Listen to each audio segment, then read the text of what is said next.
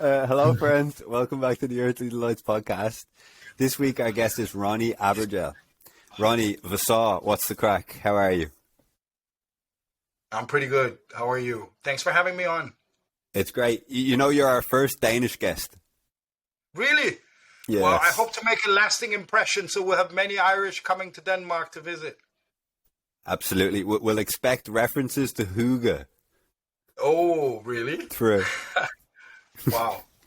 Okay. Well, there was an article not too long ago in one of the Irish newspapers talking about hygge, and then it got all Irish people were talking about it for a few weeks, so maybe it might gain some traction.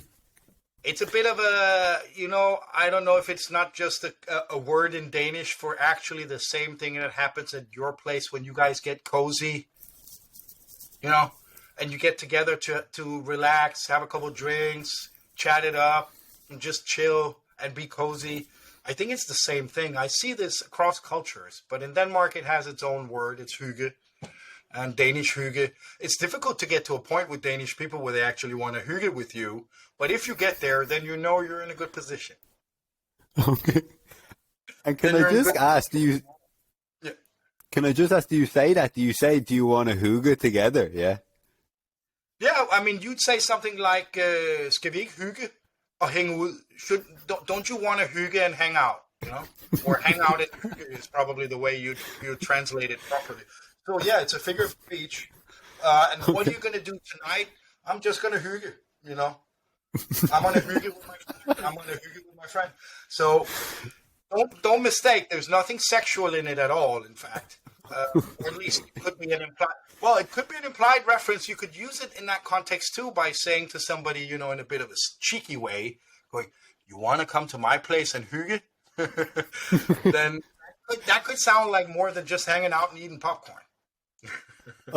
So in Denmark, would they say Netflix and hygge? Yeah, they actually mean Well, I wouldn't let my girlfriend go over to somebody's place for Netflix and hygge, because you never know what that really would entail. But years back, it would be, "Don't you want to meet for coffee?" And it didn't really mean coffee. Now they use Netflix and hygge. Okay. Thanks for clearing that up. But anyway, yeah, let's get Scandinavia, always useful. Beautiful. Thank you. Thanks for clearing that up. The first thing I wanted to ask was, can you tell us a bit about yourself and how you became interested in the field that you work in, and also how then did the Human Library come about? But yeah, we'd like to learn more about the guests. Thank you. Well, I'm 49. I was born in Denmark. I always had an interest in my fellow men, in the sense, not that I could save the world or anything, but I'm interested in people who are different from me, and I like to try and understand their way of being in the world. And it started as just childish curiosity with people you saw on the street that were significantly different, or raised questions that popped to your mind, and you'd point fingers, and your mom would tell you, "Shh, can't do that, stop pointing fingers."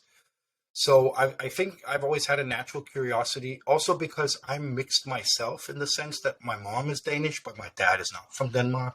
And so I always felt a little bit of a foot in each kind of culture or camp, in the sense, it's not that I didn't grow up in the Danish culture and it's my native language and it's my country and it's everything for me in that sense. But my dad's culture also somehow impacted me and made me feel part of something else at the same time. So I'm part of more than just one country as my cultural identity, but I also sensed that difference in me with many other Danish people, because I wasn't exactly as blonde as many of them, or had blue eyes. And I got some discrimination when I grew up. I felt some racism. Wasn't terrible, but I felt it. I had friends from other countries that felt it a lot more, because they were not born in Denmark, so they had that big language barrier I never had, which really means a lot, because when you're coming out and you're talking with a distinct accent away from the majority, everybody can tell you're not from around there, isn't it?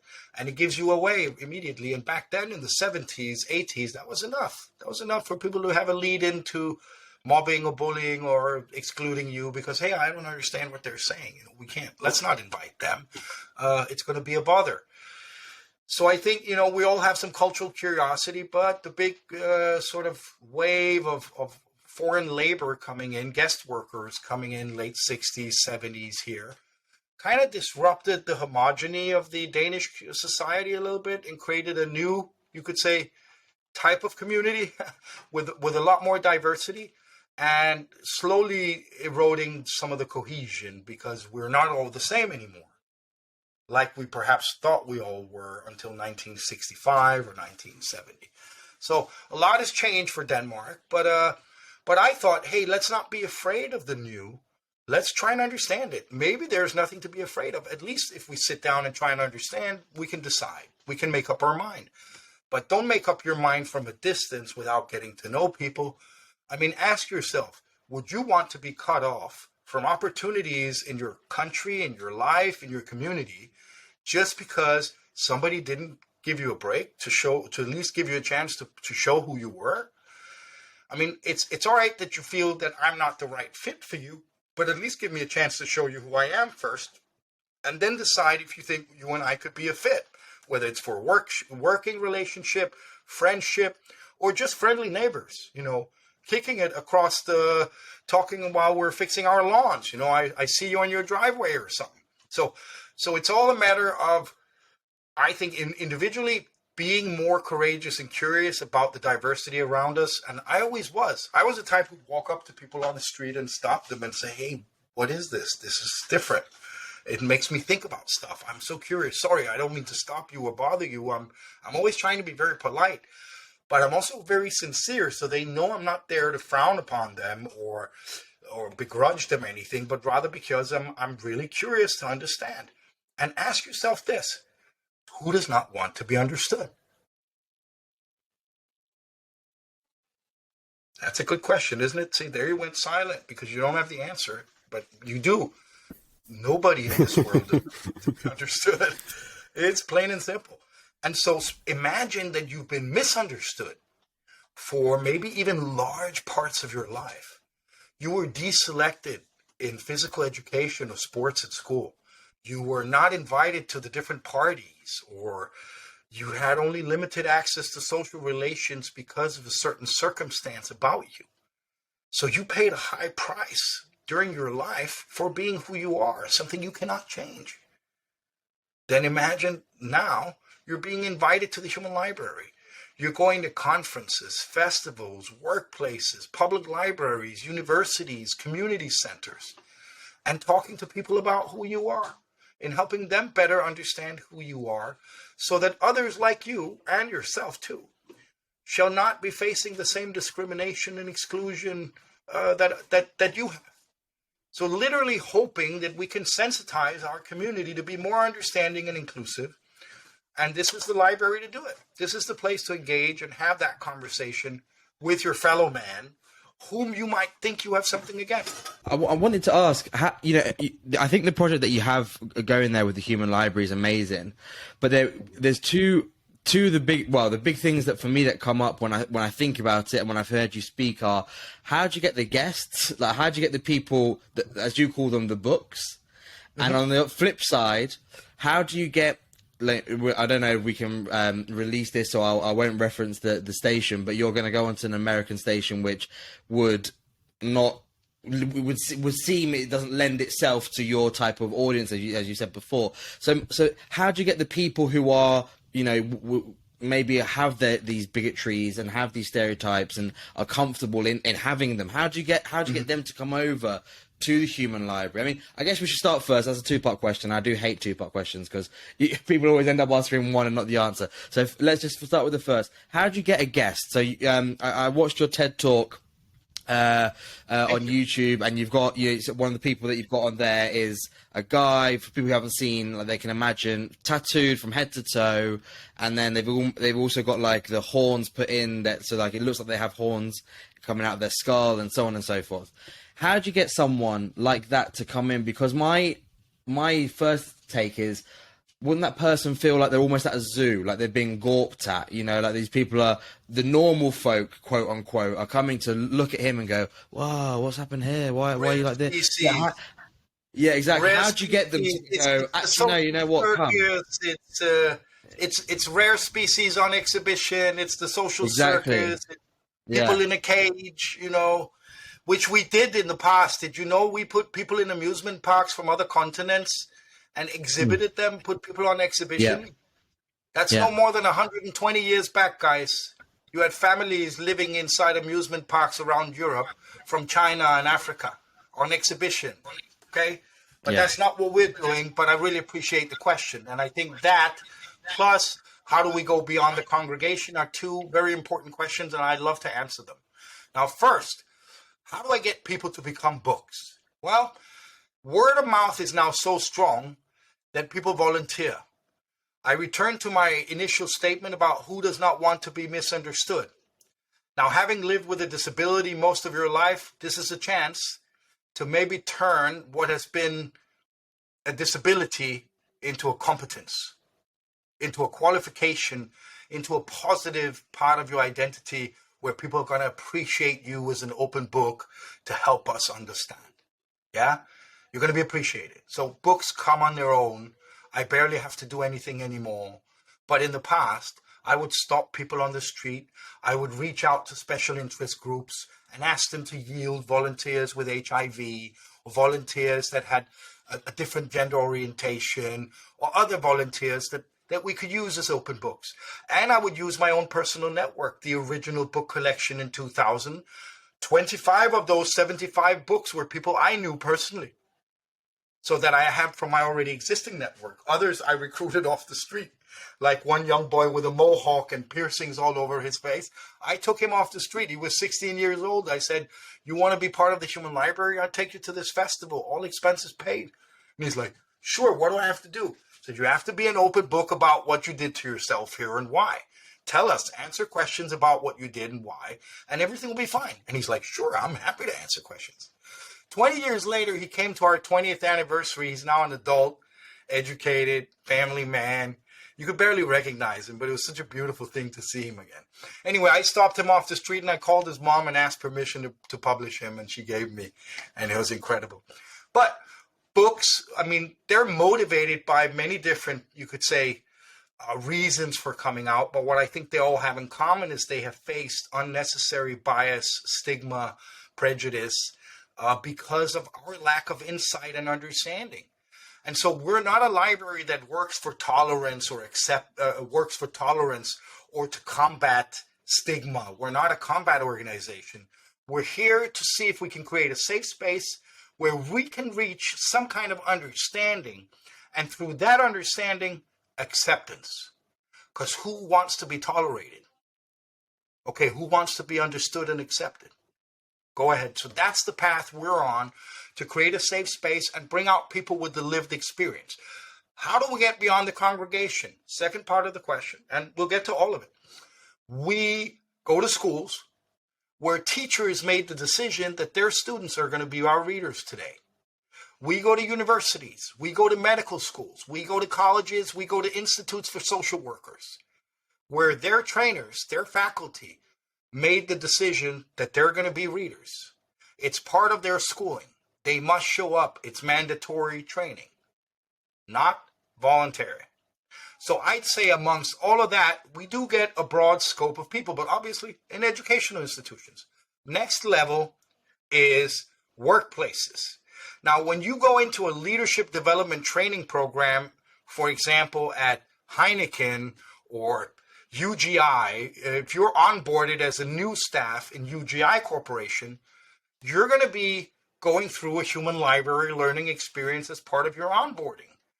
If you go through leadership training at Heineken, when you reach the module on diversity, equity, and inclusion, a human library module will be part of your training there.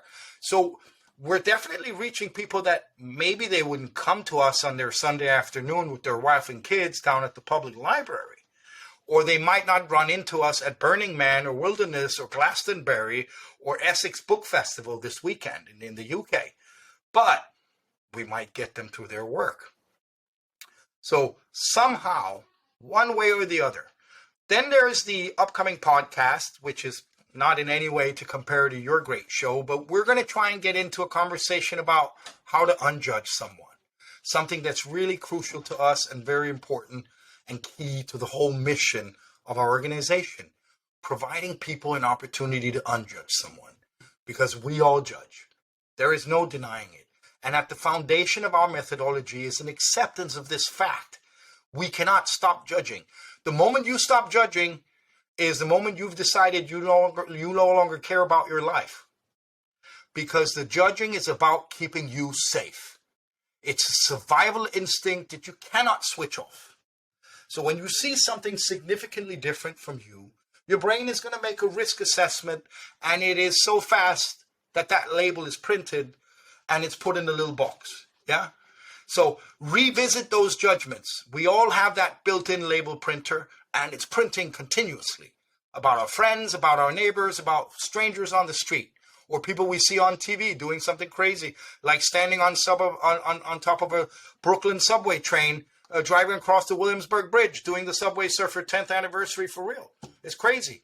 And then we judge. We judge. These guys are crazy. Why would they do that? You know? And for a moment there, you judge too, Sam. You judge that broadcaster in the U.S., and you judge their viewers.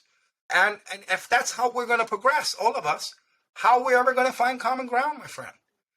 So we all have to stop judging and allow ourselves an opportunity to, one, not be ashamed of the fact that we do judge. Take responsibility for it. Don't be ashamed. You're not a bad person. We all do it. It's part of your software. If you were a computer program, this was an algorithm that you cannot change. You cannot change the code of the human survival instinct.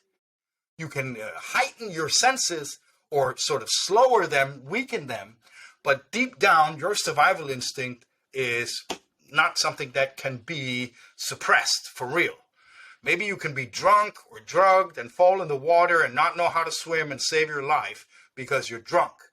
But if you're sober, then there's nothing that can suppress your need to survive and navigate to safety, whether it's through traffic or if it's through 20,000 football fans coming out of the stadium very angry because Ireland just lost 5-0 to Denmark in the World Cup qualifier.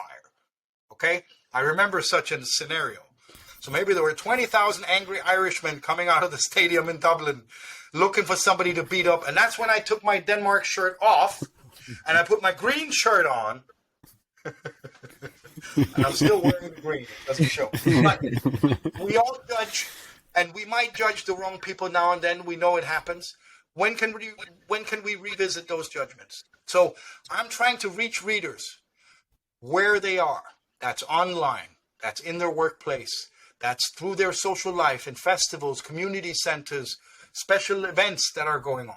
That's through your educational institutions, through your high schools, colleges, universities, through kids' events at your public library, and online and through the telly and through the radio. So if I can get Unjudged Someone podcast out there, that's going to reach one group of people that speaks to a certain group. A TV show on Fox, for example, would speak to another segment. And so the world is so diverse, we can't expect that just because we start announcing or broadcasting one place, we're going to reach everybody with this message. No. This has taken 22 years so far. It'll take another 22 to just get around. So we're good. We're in 80 plus countries. We're slowly gaining a foothold, and COVID actually doubled us in you could say resources, because we transitioned to online and made ourselves available to a global audience that in the past we'd have to meet them locally in their community. Now we could embrace them from Bangladesh to New Zealand to Canada, all in the same session with English as a common working language. So It's been incredible these past 2 years to first face extinction for a minute and then find a path forward. And later this month, probably by the time you guys broadcast this, our new software will be available, which means the online human library, a reading on demand service, is going to be out there starting to work its magic. And it's my dream that this can help us scale up our offering. Yeah. And again, be more inclusive. Be inclusive of people who don't have access in Alaska or wherever they are because we don't have a local book depot in their community operating, or people who you could say don't feel comfortable going to the in-person, but rather would go in their safety of their home, using their web camera and choosing the topic, exactly the topic and the time that they want. That's as safe as we can make it. And then you could log on and ask your questions. So we're excited about the new software, and we're excited about different conversations we're having also in the United States about a potential TV series. So there's some people in I guess in Hollywood that think that this has the potential to do something on television, and I'm keen to agree with them. I'm not sure yet exactly what that vehicle could look like, but that's why I'm visiting Los Angeles end of June to talk to some of these creative people and find out what is the vision that they have and if it aligns with the impact and vision that we have for this library. So it's an exciting time, but obviously everything has its strengths and its weaknesses, and I can't force someone whose heart is full of fear or whose heart is full of hatred or intolerance towards a certain group. I can't force them to come down and see me and borrow someone representing that group in the community. I can only recommend and tell you that you will have a greater quality of life if you come down and you challenge your fears. I can promise you, end of the day, you're going to feel much better than you did when you started. And if this means you can venture out in your community with stronger relations, with greater empathy, and with greater understanding for your fellow man, then you're about to be in a much more beneficial position to live your life. Because what can we do with bigger network? More things, isn't it? It's more opportunity. So instead of looking at this diversity as a limitation to your way of life, look at it as a can opener to a whole new way of life where you also have a lot more opportunity. Opportunities you did not have before the people from Turkey came to Denmark or the people from Vietnam settled in Ireland or whoever showed up. Yeah. We benefit, all of us benefit from this diversity, and it's good for us, but we should, obviously be careful with how we engage with other people and culturally respectful in this, but try to be open and courageous and get to know them before you judge. And then if you decide at the end of your process, hey, I'm not so keen on this, fair enough. Yeah, it's a qualified decision to make. I'm not going to judge you. I'm going to say, good on you. You made a qualified choice. You've now decided you don't like Boris Johnson. All right, I'll give him to the next reader. We'll see what they say. No, I'm kidding. You can't borrow Boris Johnson or something like this, but you could borrow a politician or policeman or a sex worker or journalist or a certain, member of a neurodiverse group or somebody with a certain lifestyle, like the body modified we mentioned with all the tattoos and the piercings. And you can question, why did you do this? Why did you get all these tattoos? Aren't you afraid of that people are scared from you or, that you won't be able to get a job or something? And then end of the day, you can decide that it's not for you to have all these tattoos, but good on him that he has them, And it makes us all just more amazing. Ronni, I wanted to ask, because I think you're tackling something that socially is probably one of our biggest problems that we're experiencing, which is the fact that we're becoming more and more polarized. The judgments come quicker. They last for longer, it seems. But yet, if I'm trying to be a realist, I have two parts of me. One part is, like you said, we all judge. I make judgments on a daily basis, and to some extent, while there may be wrong judgments, they may be correct, but like you said, it's inbuilt in as a software, and it's because a lot of times it's for protection, or you're in a social environment. If you're the odd one out, and you see, for example, Jim and all his mates, you hear them speaking in a thick Dublin accent, you go, oh, they like a laugh, they like a Guinness, blah, blah. As it happens, Jim would actually much prefer to take you to the beach and go cold water swimming. You see me, you find out that I'm Italian, you make the stereotype, oh, he'll be a foodie, I'll talk to him about food. That would be the correct assumption. If you talk to me about food, you're onto a winner, I'll be your friend immediately. So we make these judgment calls to get through those barriers, right? Because unfortunately, we don't have enough time to make personal judgments one-on-one, right? But on the other hand, and this is where it always comes, because people I love the conversation about stereotypes, because on the one hand, stereotypes come from somewhere. They might not always be factual, but it comes from somewhere. But then on the other hand, you can't paint everyone from that culture, from that the way that they look, whatever it may be, with that stereotype. And I wonder how does this, in this day and age, how do we maintain both? You know, how do we go, okay, look, there's a group of Irish guys, they're probably up for a good laugh, but actually, before I go in there, let me not all assume that they all drink like Guinness. Do you know what I mean? Let me assume that there might be some who don't like alcohol, who are alcohol free, or whatever the case may be. How do we do that? Because I find it so hard. And even for me, you know, we talk about the UK, for example, and I listen to a daily show, and it says compassion for the conned, contempt for the con men, and that's in relation to Brexit. Now, I'm very anti-Brexit, always have been, right? And, and the people call up and they talk about how they knew what would happen. They wouldn't have voted for Brexit. They would have turned their vote. But even I'm sorry. Yeah. They got sucked. They got lied. I listen to it and I just get so frustrated because I'm like, I could have told you 6 years ago what would have happened. So I still find it hard to get that compassion. Exactly. And I find it hard to get that compassion. But I know that I should do. I know that someone like Jim would find it easier to come by. So how do we get to a point with the people who were suckered? Of course, they were conned. Yeah, the people who voted for Brexit were conned. How can you not feel sorry for them? They brought their country on a path that is not good for them or for Europe, and they were suckered by manipulating politicians, power-hungry politicians, and the truth of it becomes clearer every day. And I think in the end, it shows that democracy, one of the big challenges is it can be manipulated. It's not fail-safe, this system. It's not foolproof, because you can be fooled by the people who say that they're on a mission and they actually lie about the whole idea. So yeah, I think, but I agree with you. We live in a very polarized time. And I think we all must ask ourselves, if I'm to deselect you, Seb, or Jim, what is a valid reason to do so? And set the bar high, please. You know, don't be like, because Jim wants to go to the beach and you want to eat. Because you can bring the food to the beach and you can eat together at the beach, isn't it? Don't let it be because Jim wants to have, you know, a discussion about abortion. So you're going to disagree on abortion and you're not going to be friends anymore.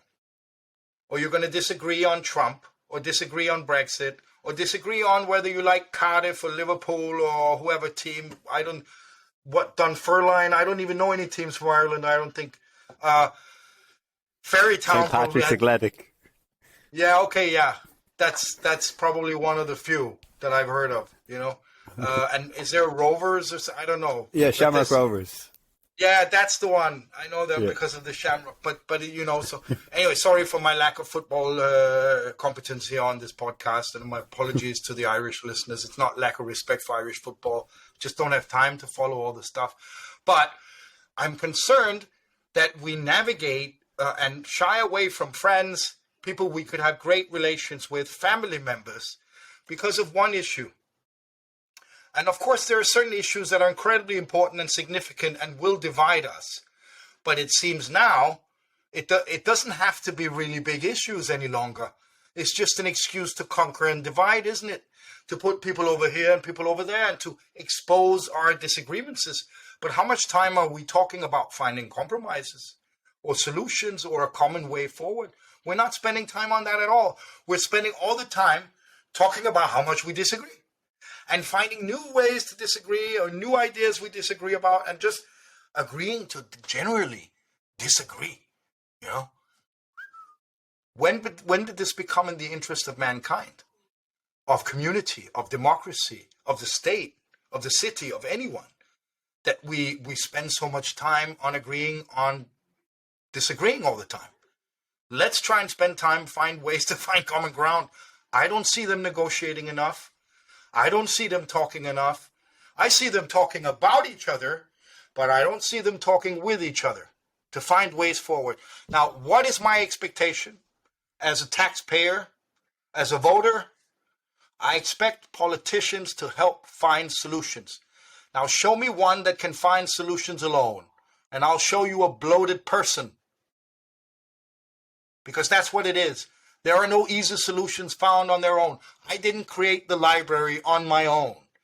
No one person can change the world on their own. We all need to take a responsibility. And I think our politicians are not taking responsibility. And I'm not trying to get political, but I'm disappointed.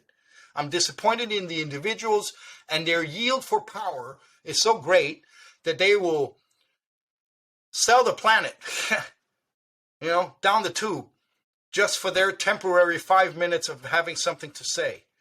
We're looking at a lifetime of challenges for generations, and these people are opting for the next 4 years of having a paid salary from the parliament or the state or whoever's putting money in. I can't believe a U.S. senator from Kentucky is one of the richest people in the Senate. Was he rich when he came into the Senate, Mitch McConnell? No. So he became a multi-millionaire from being a senator? Is that why you go into politics, so you can have $100 million in the bank? No, it's corrupt. I'm honest. Honestly, we need to look at other people to represent us. We need to look at other representation. I'm surely voting for the person that I think is the most credible person and who will stand by what they promised me and not what, no matter how much we disagree or agree, the ones that I trust will actually carry through and have the interest of the community at heart, not special interests, which is what this all looks to be. Special interest versus special interest. So where do we go for a neutral conversation? You can go to the human library for one. It's not the only solution, and there's no universal truth there, but there is the truth of one person who you engage with who will tell you what their lived experience is, and then you do with that information what you want. But think about it, the library is the most neutral institution in our community. It's also the most inclusive. And what do I mean by that? How much does it cost to use the services of the library? It's free. If you want to go to the stadium, you got to buy a ticket. If you want to go to the movies, you need a ticket. If you want to park your car, you need to buy a ticket. If you want to go to the swimming pool, you need to buy a ticket. Everything is pay to play here. Very few things are really free, like the public parks and the beach some places. The library is free for everybody. Now, who is welcome at a library? Young and old? Yes. Tall and short? Slim, slender, obese, disabled, war veteran, bipolar, homeless? Who is welcome at the library? We'd rather talk about who is not. That's much faster, because everyone is welcome at the library if they can accept one rule: respect the other people's right to be in there and show consideration to that. If you can engage in the space like that with consideration for everybody else's right to be there, then you're welcome to be there. So I don't see anywhere else, excuse me, across our cultures, across our religions, across continents, I don't see one other institution that we have so much in common, no matter if we're in Zambia, South Korea, Bangladesh, or Dublin. The library serves the same function in all of our cultures. It's a knowledge center. It's a place to share, get informed, connect, and it's across. And it's 6,000 years old or more. And it was for the elite. It wasn't always for everyone, but it is now. And that means we can all meet there. It's one of the few places we could all meet up and connect and learn about each other. So we felt that was a natural place, because there is no other more inclusive place.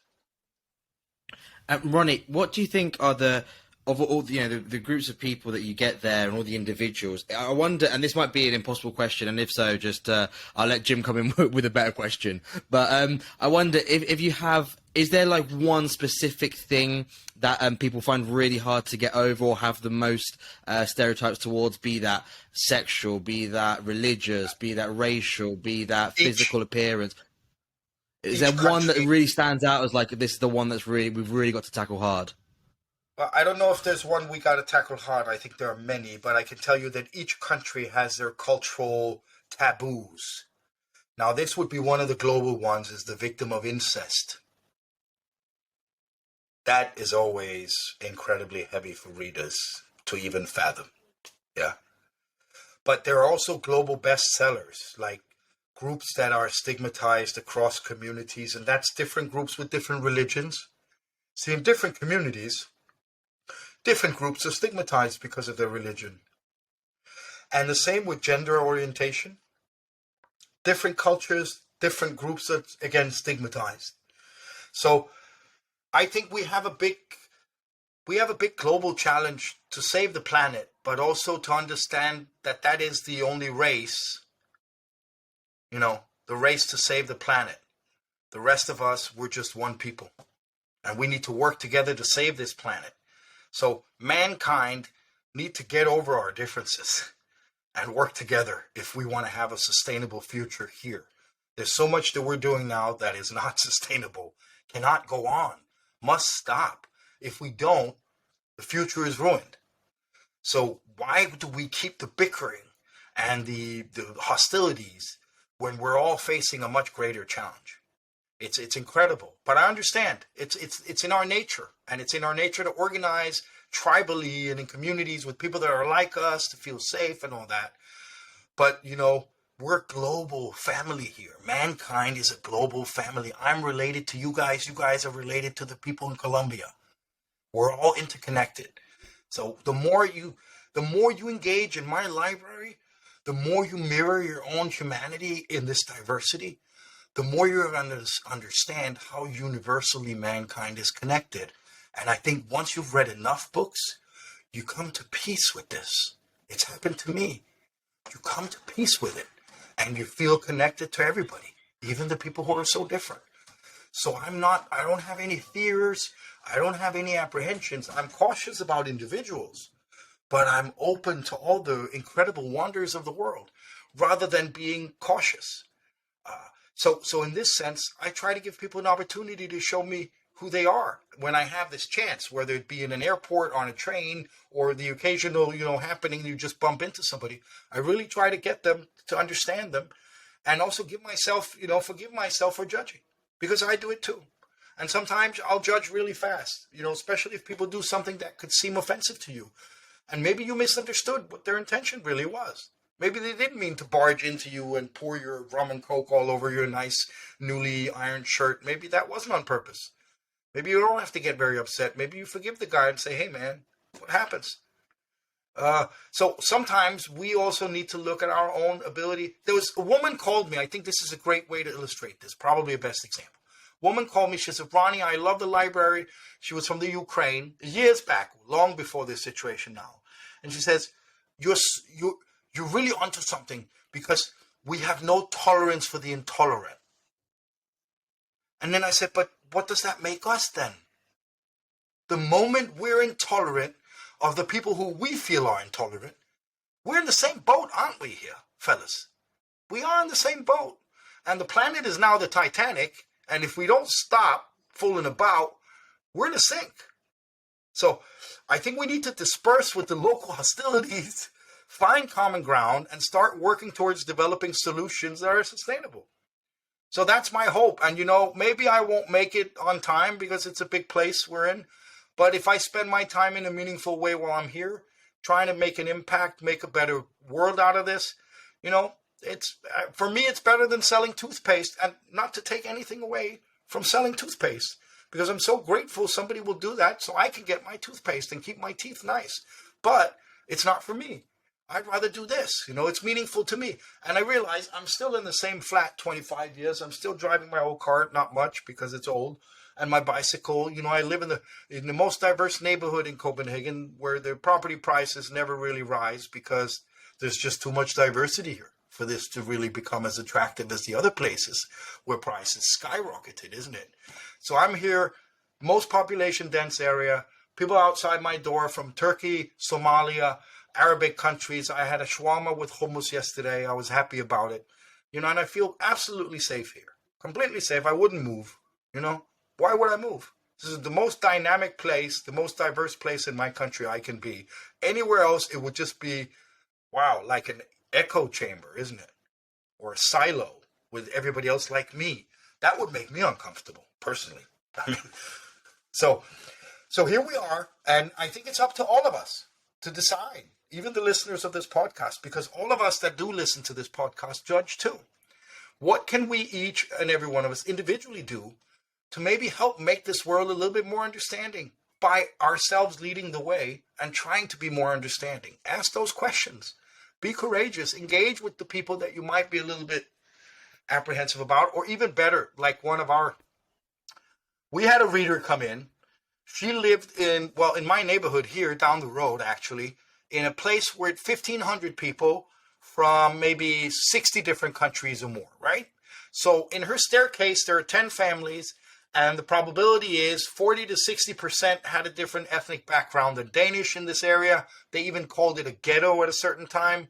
So a lot of people from third world countries and other immigrant groups and refugees and others situated in this housing area. She lived there for 10 years. She came all the way downtown to our library to borrow a Muslim. And after 30 minutes, she gave him a big hug. She thanked him for the reading. And she said, I really appreciate this time, but I just can't believe that you're a Muslim. And he looked at her and he was all baffled. And he says, but I answered all your questions, didn't I? And she goes, yeah, you did it. It was really good. But you don't fulfill any of my stereotypes. You didn't fulfill any of the negative prejudices. Because stereotypes aren't necessarily always negative, are they? They could be positive, like the Irish are good for a pint, yeah? So that's not a negative thing, is it? If it's the Irish are always good for too many pints, and they don't know how to get home on time, then it's a different discussion. Then it's not necessarily as positive. But this lady, she actually left. She didn't really believe our book was a Muslim, because it did not fulfill any of them. And we've had, other really interesting meetings where people maybe very strongly even disagree. Like the free marijuana activist coming in to borrow the police officer. Or, people of different political observation, because we had politicians on our bookshelf too. At public events, we published a politician from a right-wing party, not one of intolerance speaking, but one very critical of immigration and very often associated with, they're just racist, aren't they? Well, let's find out. Let's bring them to the bookshelf. Let's engage. Let's talk about their arguments. Let's not give them a platform to distribute intolerance or hate. That's not what we're for. But let's give them a platform to explain at least who they are. They're being, shot at, being told they're radical, they're extreme, they're this and that. And so in this way, we also publish vegans. Some people think vegans are trying to convert the whole world to stop eating meat. And so maybe some vegans are. Maybe some vegans aren't missioning. You'll borrow some of our different vegans and you'll meet different people with different approaches. So there are so many shades of gray. We try to illuminate that. We know not everyone will have time for it. And listen, reading books is not everybody reads books. So obviously not everyone will come to the human library. But for the people who do, it's meaningful, it's impactful. And I get letters I had a letter last year during COVID, the lockdown, from a reader that borrowed a book in 2000 at the original human library we had. Now this man, 21 years later, wanted to volunteer as a book. We go beyond the congregation. We can't save everybody, but we can bring about focus to certain important conversations, and maybe that can be a starting point to get us away from where we are right now, where we're taking way too much time talking about each other and not enough time to talk with each other. Ronni, for people who are listening to you and are inspired to kind of maybe like you say, be a bit more curious, a bit more courageous in terms of future discussions with people that maybe they disagree with. I mean, obviously you have decades of experience. I wonder what you would say are maybe key tenets or rules or guidelines to have what you would consider healthy disagreement. Well, I mean, there's nothing wrong with disagreeing. I think we must keep an open mind, and we must be careful not to judge people out because we disagree on one issue. Being human is much more than just one thing. So we have so much in common, and often we'll focus in on the one thing where we disagree, and that will keep us apart. But the 99 or 199 or 2,599 other things that we have in common, we're not going to take advantage of because of this one thing where we disagree. I mean, how does that make sense? That doesn't make sense to me. Do the math. It doesn't make sense. So I would encourage everyone to be open and sit down, even like I did once. I had a guy at work where I used to work. He and I had bad chemistry. You all know this situation. Sometimes you have bad chemistry with someone, and it may have started with a misunderstanding in the cafeteria or on an all hands meeting at work, where he criticized something I said, and I got the impression that he was on my back. Yeah, that he was on my case. I was new in the organization. He had been there for years, and he was very heavy on his knowledge in his field. Now, I was a practitioner. He was more of a theoretic person. We had some clashes. One day it really got to shouting, and he ended up going into his office, slamming the door, after we had yelled at each other. I took a deep breath. I realized all my frustration with all his crap that I had perceived as crap and criticism and not being supportive of my stuff. And I finally thought, but it's not going to change if I just sit here in my office boiling angry with this, and he's in his office angry with me. Somebody has to do something. So I figured out I'm going to go talk to him. I'm going to calm down, take a deep breath. I'm going to go talk to him. And the first thing I'm going to do is I'm going to apologize, okay? I'm going to say, I'm sorry I yelled at you. I'm really sorry I yelled at you. And that's a good starting point. And maybe explain what made me so upset that I felt I had to yell. And I got in there, and he immediately accepted my apology and provided one back and said, you know what, that was really silly of me also. I apologize. Let's start over. Okay, so we've been in a bit of a opposition to each other for quite some time. But from that moment on, he was my best coworker. Out of the 35 people working in that secretariat, he and me, we had the best chemistry from then on in. We got over the hump. We rebuilt trust in each other. We showed each other vulnerability and respect by admitting to our mistakes, taking responsibility, and reaching out. And I think that kind of vulnerability takes courage from all of us. So if you make mistakes or you get off on the wrong foot, try to make yourself vulnerable. Try to come forward and be vulnerable. And if they then decide not to respect that, all right, then you got your hook to put your judgment on, don't you? That this person is not right for you for many reasons, probably. But at least you tried to fix that, what was broken or never really worked properly from the beginning because of some misunderstanding. And you all know first impressions really do mean something. And often they last. So they matter, whether we do something to change those first impressions. And sometimes we have to work hard at it. But it's worth it. It's worth it for all of us. To get another chance. Who does not want to have another chance? If I put you in a box thinking that you are a bad person, would you not want a chance to get out of that box and show to me that you're not a bad person? We all would. We all would want that chance. So think about this. Would you want a chance if you were the one that were misunderstood? Please give people the same chance to be unjudged that you would expect them to give you. If you fare out into the world with this mindset, you'll be all right. I wonder if you could just maybe speak a little more about what you mentioned quite early on in the podcast about setting almost your level for kind of putting people aside higher. Almost that, like you said, some people we have, he's a conservative or he voted for this party, so I don't really want to talk to them, or I'm just going to limit the contact there. Yeah. And I wonder, could you maybe give some, like a palpable example of that, in the sense that, I don't know, do you think that you can be friends with someone or be on relatively okay terms with people who maybe, I don't know, in your mind are a little homophobic or are a little sexist? Do you think our bar is too low? Sorry. Great example, Jim, with these value-based differences. Yeah, somebody has. Let's say you had a friend, and you found out about your friend that he was quite sexist. What's possible is that we find out that we're different in some way, and we have values that maybe are in conflict, or at least in some kind of opposition to each other. Like, for example, sexism is not okay, and you feel that that's okay maybe in this given context. If you turn your back on your friend, is he going to change? Or will you try and talk to him? So looking at probability of impact, if you have a good relation with this person, you have a chance to influence this person to understand that his or her ways is not all right. And you can express that from a position of trust because you know that person, you have a friendship with them. And say, hey, what happened to you? When did this happen? That's not all right. Come on, man. You can try and reason with them. If you turn your back on them, will they listen to you? Not anymore, because you turned their back on them. So why should I listen to you? Why? So it takes a whole village to raise a child, and even an adult that maybe got some ideas wrong. And if you're a true friend, you'll try and tell your friend, not because you think that you're on the path of the righteous and the illuminate, but simply share your values for him to mirror in you.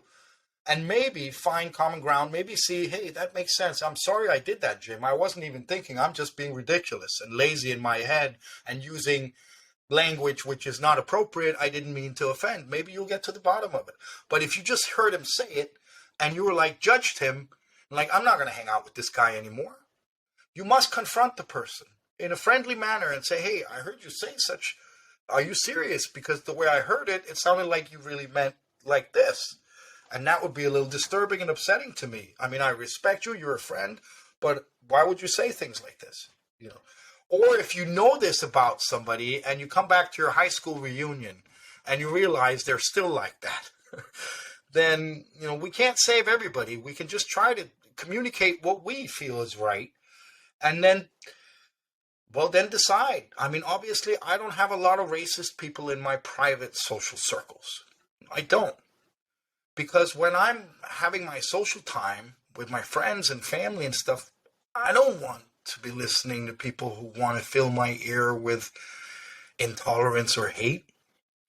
But on the other hand, I am in family groups and networks of family where we have very different opinions, especially on immigration at some point. And we've had a lot of discussions over Christmas tables and other things about what's up and down here and how do I feel. We don't get into hostile waters, but we disagree. And so, I can't tell anybody how to vote or what to think about others. I just think meet them first before you judge them too harsh. Give them a chance to show them who you are, show you who they are, and then decide. And don't just believe what you heard from elsewhere. And when somebody steps out of form, like you mentioned, and especially somebody I just don't believe in turning our backs. I believe we must try and educate and inform and communicate and have a dialogue. It's the same with some of the companies. Somebody asked me, because, we get invited to an increasing amount of corporate company context activities where Heineken or Amstel or Intel or Microsoft or Masco or Tesco invite us to come and do something with them and work with their staff on their inclusion. And it's often I'm asked by some of my books, well, Ronni, is there a company we won't publish for? And I said, sure. I mean, there are companies that we probably would have a difficult time ethically working with them because of who they are in the world. But by far, the majority would be companies we would try and work with. And the reason is very simple. Whether we agree with the way they're in operation or not, whether we agree with what they're doing is in their business, we can't change them from standing outside yelling at them.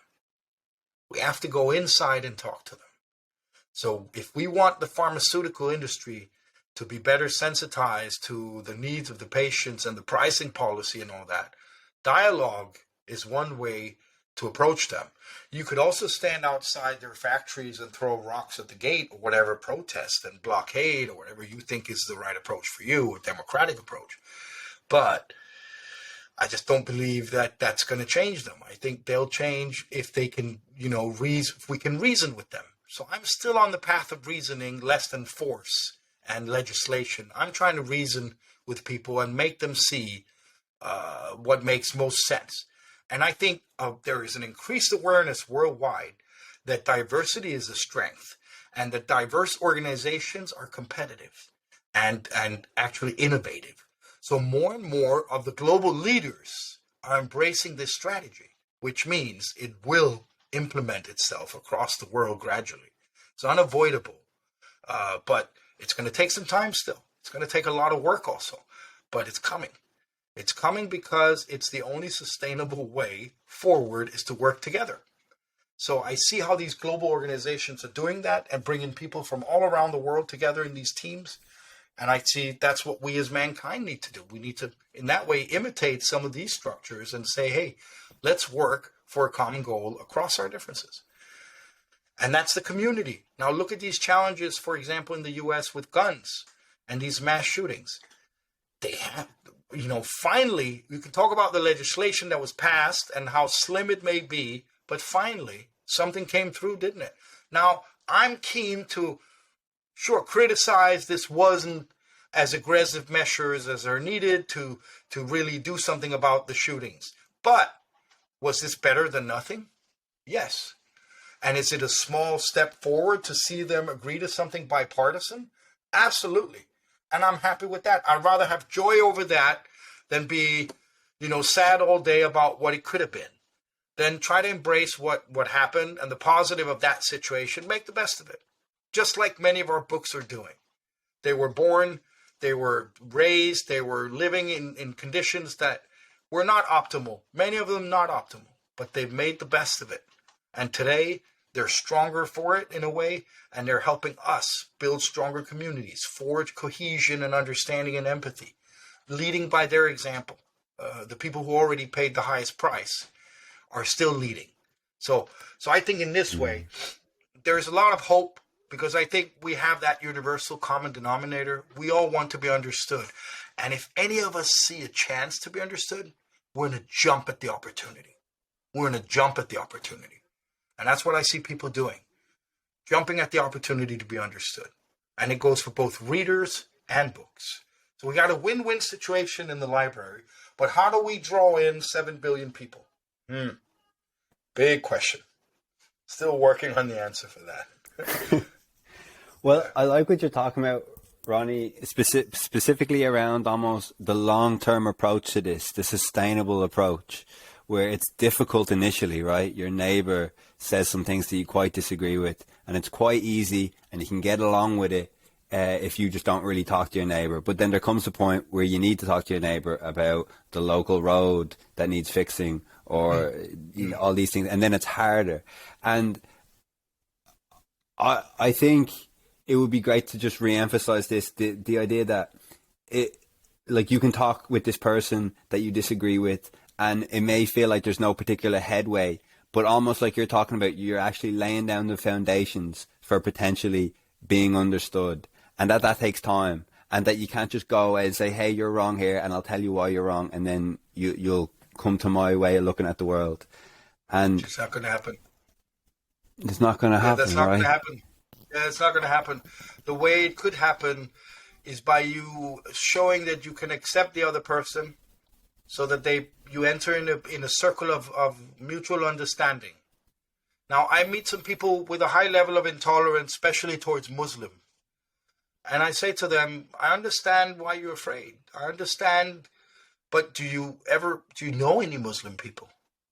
Have you ever been with any Muslim people, engaged with them socially, eaten dinner, or been to their house, or been friends with one? Never, Most of the people who are most intolerant, it turns out, have had no contact. They've had no contact with this group. They just heard about it in the media, and they saw somebody on the street that they didn't like the way they looked, or what they were doing, or the shop they had, or whatever silly. And that's it. They never really knew anyone. And I think if we all just would take the time to at least meet one from the group that we've decided not to include, to really just be sure that we have good, valid reason for our decision, I think the world would be a tremendously much greater place, because a lot of us would realize we made some bad judgments, a lot of bad judgments on people, and we shouldn't judge whole groups. We should judge individuals on their actions and how they behave. And so for that neighbor, I have a very important staff member in the UK. She's incredible. She's transgender. And her neighbor is a very vocal activist in the trans rights discussions, but on the other side of this staff member. They're neighbors, and they're in complete political opposition to each other. They're actually friends. They meet for dinner, and they have discussions about the disagreements. So I think if we're smart enough, we can actually appreciate the fact that we disagree with the other person, and that we can have a qualified discussion and exchange about it.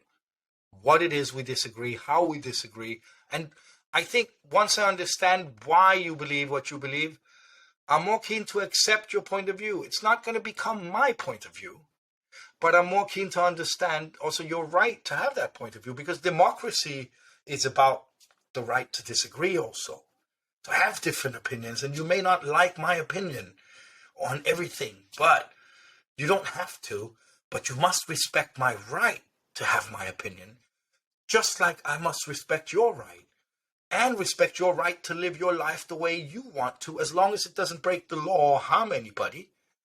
I'm in the same way. I just want to live my life. I don't want to harm anybody, but I want the right to live the life that I want to live. And this is what this is about, giving each other the space to be ourselves and respect that. And surely there will always be, education has been an issue since man.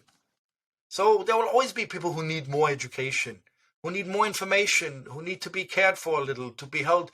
They've been neglected somewhere, and so they built an animosity towards someone. Nobody held their hand and comforted them and included them. And so you'll notice that a lot of the people that often have very strong feelings about other groups in the community, they're not exactly in the best place themselves, you see. They often come from a place of detriment and challenge.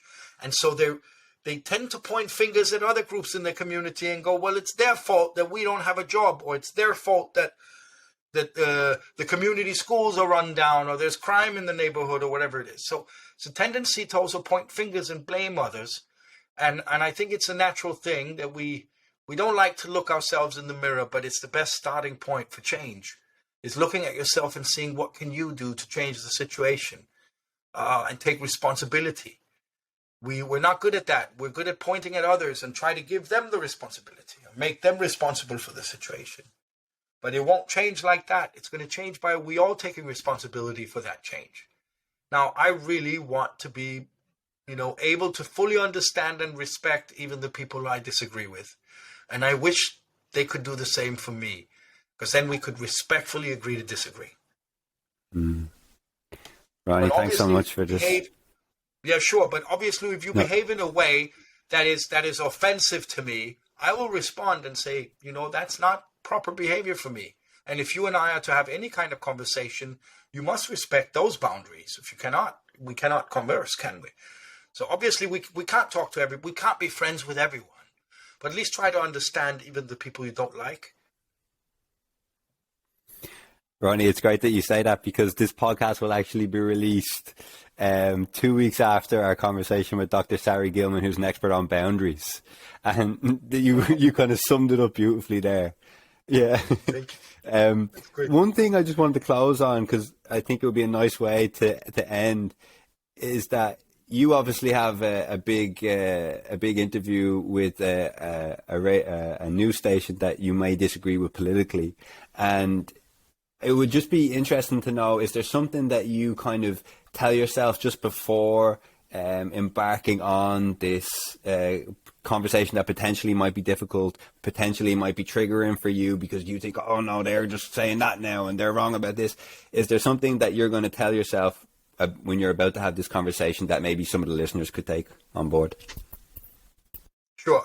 Before the concrete interview is looking to be an appearance on Fox News in Los Angeles at the end of June for a program called Good Day LA, Good Day Los Angeles. It's a morning show. It's a very comfortable format. It's conversation. It's in the studio. It's got a great host. They're very friendly. And I'm not expecting a hostile environment or somebody to present politically outrageous visions in front of me. But if they do, I'll react. I am who I am. That's not going to change. But obviously, when I walk in there, I'm very, I'm attentive to be as neutral as humanly possible. Not to go in and judge neither the people watching the show or the people interviewing me about my work, or potentially even what people be thinking about what I say. I'm keen to try and make everyone feel included, and that there is opportunity for them. What I really ideally want them to realize is, if they come down to our library, there's opportunity for change, for impact, or maybe just agreeing to disagree, but at least now you met the person, you understand their point of view, and you agreed to disagree. It's the human way to find a path forward rather than sitting behind our screens, yelling at each other, being keyboard warriors, and talking badly about each other, but never with each other. So I go on Fox News in the hope to reach the hearts and minds of people that watch the Fox News. And I don't judge them. I'm told who they are by other media who have their idea about judging them, but I'm not to judge them. I'm there to help them unjudge someone.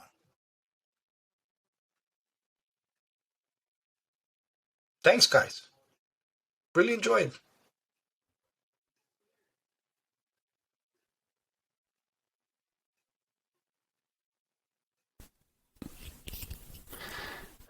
Thanks, Ronni.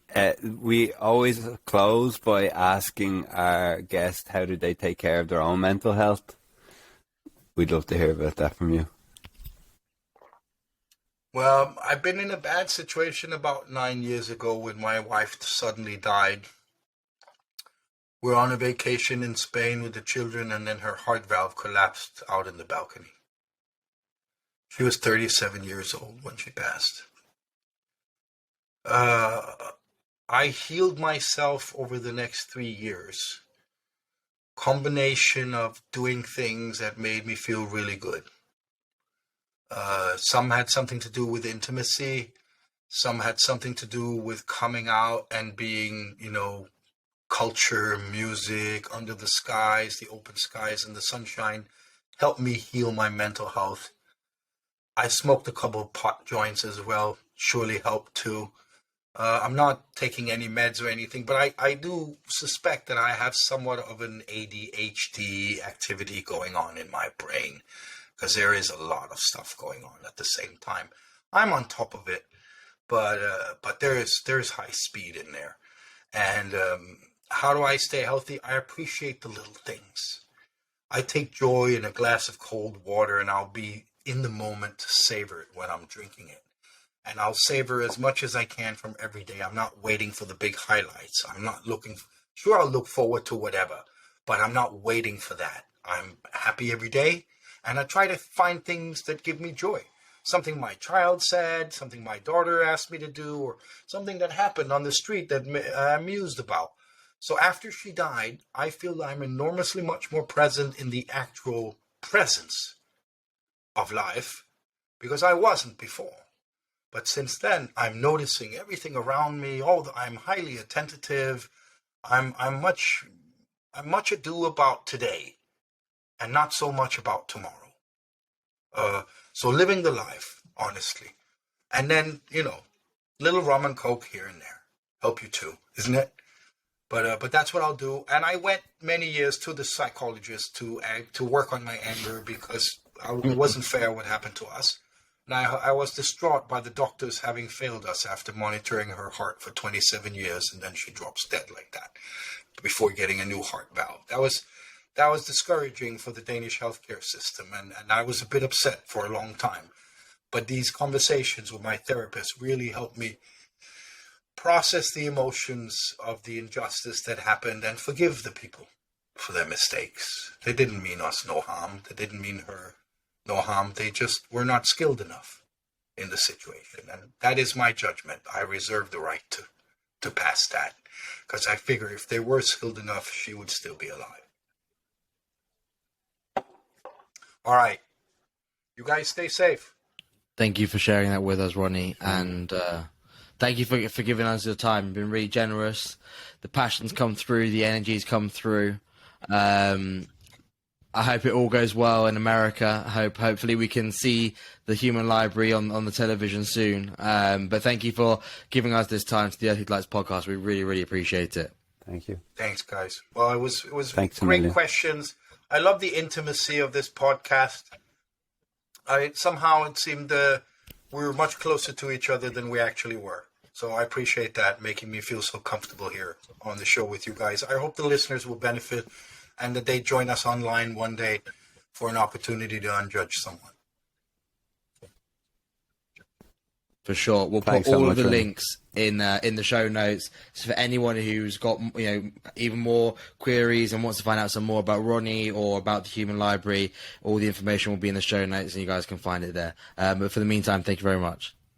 Cheers, guys. Appreciate it.